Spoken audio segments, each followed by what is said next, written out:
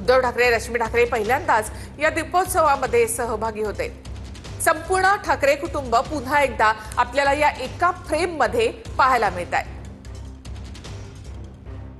संजय राऊत देखील या सोहळ्यासाठी या ठिकाणी उपस्थित आहेत। दरवर्षी दिवाळीच्या निमित्तानं मनसेकडनं या दीपोत्सवाचं आयोजन केलं जातं। छानशी रोषणाई या सगळ्या परिसराला करण्यात आलेली असते। तसंच इथे आलेल्या लोकांसाठी सेल्फी पॉइंट सुद्धा असतो।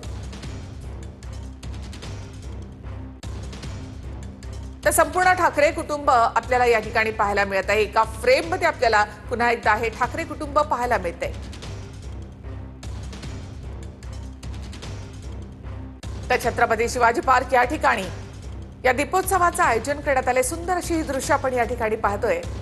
तर सुंदर अशी करण्यात आलेली रोषणाई आणि संपूर्ण ठाकरे कुटुंब एकाच ठिकाणी या ठिकाणी आल्यानंतर लोकांचे कॅमेरे देखील सरसावलेले आहेत, मोबाईल सरसावलेले आहेत आणि हे संपूर्ण दृश्य टिपण्यासाठी या ठिकाणी मोठी गर्दी देखील झालेली आहे।